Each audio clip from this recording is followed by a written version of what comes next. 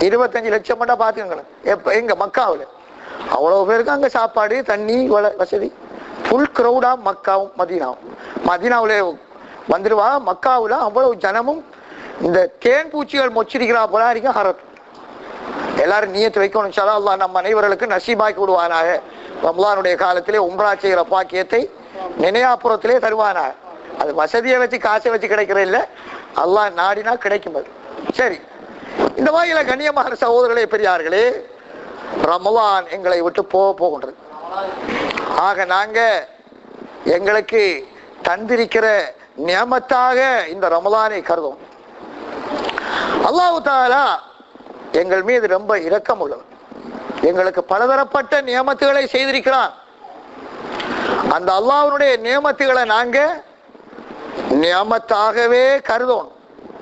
சொல்லுவாங்க, அல்லாஹ்ட நியமத்தா விளங்குறதும் ஒரு நியமத்தா. சொல்ற விளங்குதா? எத்தனையோ மக்களுக்கு அல்லாஹ் நியமத் செஞ்சிருக்கிறான், அவங்களுக்கு நத்திங், அப்படியோ அதை பத்தி கணக்கு இல்லை. எத்தனையோ வகையான நியமத்தோ. ஒவ்வொரு ஆக்களை பார்த்தாலும் பாருங்க, நம்மள மனுஷனா படைச்ச ஒரு நியமத்து, நம்மள முஸ்லீம் ஆக்கின ஒரு நியமத்து, முஸ்லீமா இருந்து இப்படியெல்லாம் தொலை வைக்கானே அது ஒரு நியமத்து, ஜமாத்துல போய் அல்லாஹ்ட பாதையில போறது ஒரு நியமத்து, ஹஜ்ஜி செய்யறது ஒரு நியமத்து. எல்லாத்தையும் விட பாருங்க, நம்மள புத்தி சுவாதீனமா வச்சிருக்கானே அது நியமத்து. இந்த புத்தியில கொஞ்சங்கள் வித்தியாசம் பண்ணா இவடத்துக்கு இருக்கலாது. அவர் களிம்பி நின்றுட்டு பாட்டு படிப்பாரு, நாம ஆதி செல்வோம். எவ்வளவு கல்கள் தெரியுமா? அந்த புத்தி மென்டல் பிரச்சனையால இந்த அங்கோட முள்ளு ஏரியா ஹாஸ்பிட்டல்கள்ல இருக்கு. இங்க பார்க்கும். நாங்கள் அன்றைக்கு ஒரு பள்ளிக்கு போனோம். ஒரு பொடியன், பெரிய பரிதாபம், அழகான பொடியன், ஒரு 18 வயசு இருக்கும். அவன் அந்த ரோட்டெல்லாம் போட்டு உழக்குறான். அவன் பாகிஸ்தான் பாகிஸ்தான் என்று கிடந்து கத்துறான். அவன் ஒரு ஜாதியா சத்தம் போடுறான். பள்ளிவாசல்களையும் வாரான். அவன் தராவியா தொழக்குல வாரான், சத்தம் போடுறான். அவனுக்கிட்ட ஆக்கள் போய் அவனை இப்படி கையை காட்டுறான் பாகிஸ்தானாக. அப்புறம் அது பின்னால அவன் கண்ணாடி ஒன்று போட்டிருக்கான். கண்ணாடியை கலட்டினா அவன் கொஞ்சம் அமைதியாகிறான். திரும்ப சத்தம் போடுறான். என்ன பிரச்சனைடாண்டா, நம்மளை போல இருக்கா ஒரு சின்னொரு பிரச்சனை மூளையில்.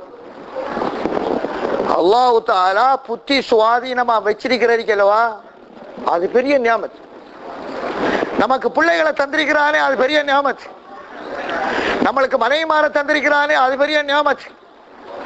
நம்மளுக்கு தொழில் தந்திருக்கானே, ஒவ்வொரு ஆக்களுக்கும் ஒவ்வொரு வகையான ஹலாலான ரிசுக்கு வழி தந்திருக்கானே அது பெரிய நியாமத். சாப்பிட இல்லாம மனுஷன் இருக்கு. நான் அதான் சொன்னேன், எவ்வளவு சாப்பாடுடாப்பா இனி பாவிச்சு போட்டு கொட்டுதுகள். இந்த நோம்பு துறக்கிற இடத்துல பார்த்தோம், எங்க தின்ற. இன்றைக்கு நாங்க பிலால் பள்ளியில நிற்கும், ஒரு ஆக்களுக்கு வச்சிருக்காங்க சாப்பாடு, ஒரு 5 பேர் தின்னல. அப்படி அது இது அது ஊட்டுகள்ல இருந்து வாரையா, ஒரு ஆக்களும் வைக்கிறான். அவ்வளவு காவாசி கூட தின்னல, காபேஜ்ல போடுறாங்க. அது என்ன செய்யற, அதை கொண்டு போய் எங்க கொடுக்குற? நான் சொன்னேன், சுபஹானல்லாஹ், இலங்கையில பார்த்தா சில இடங்கள் இருக்கு சாப்பிட்றதுக்கு வசதி இல்லை. நாங்க ஒரு இடத்த போனோம், ஒரு ஹோட்டல். அந்த ஹோட்டல்ல ஆக்கள் வந்து சாப்பிட்றாங்க. அது இந்த பேப்பர்ல ஒரு ஜாதி இதுல வச்சு கொடுக்கான். சாப்பிட்டு முடிஞ்ச உடனே காபேஜ்ல கொண்டு போய் அவன் அந்த மிச்சத்தை போடுறான். அந்த அந்த வெயிட் அந்த அங்க வேலை செய்யறவன். சிலர்களை பார்த்தோம், பெண்களும் ஆண்களும் என்ன செய்யுதுண்டா, அந்த காபேஜ்ல மிச்சமா போட்ட பார்சல் எடுத்து அதை வலிச்சு ஒரு பார்சல் ஆக்குறான். சொன்னாங்க, இந்த சாப்பாட்டை சேர்த்தெடுத்து வீட்டுக்கு கொண்டு போய் தன் மனைவியும் 3 பிள்ளைகளும் சேர்ந்து சாப்பிட்ற சாப்பாடா.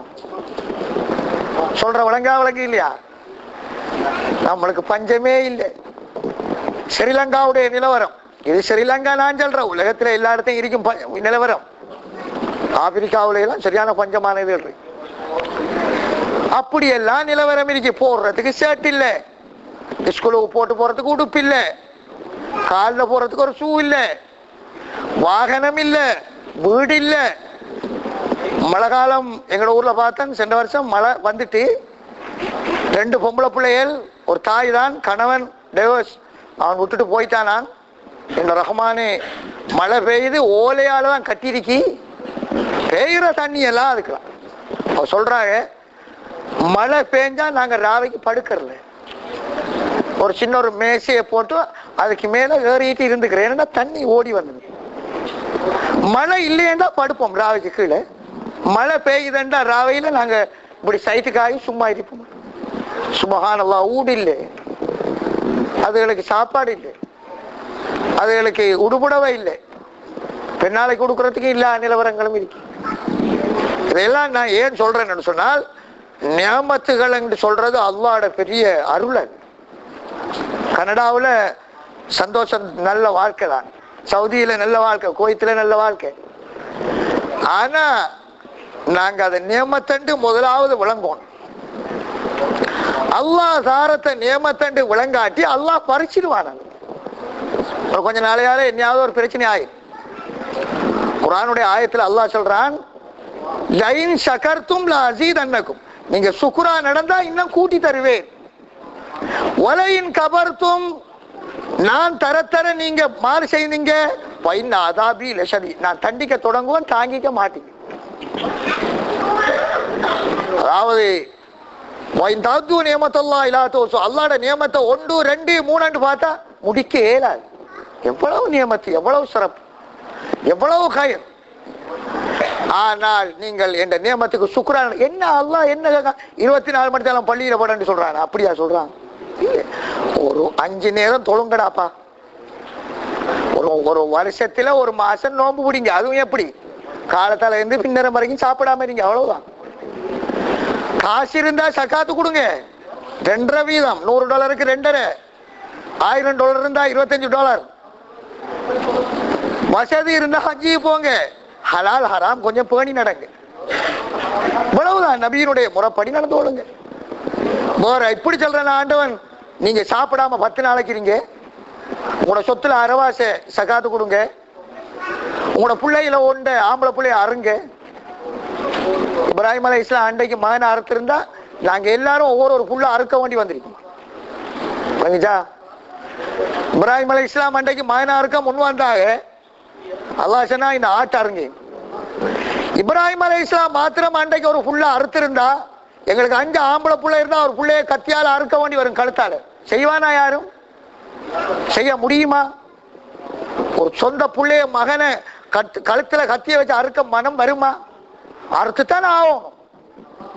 ஆண்டவன் இரக்கம் தான். அன்றைக்கு இப்ராஹிம் அலைஹிஸ்ஸலாம் சொன்னான்.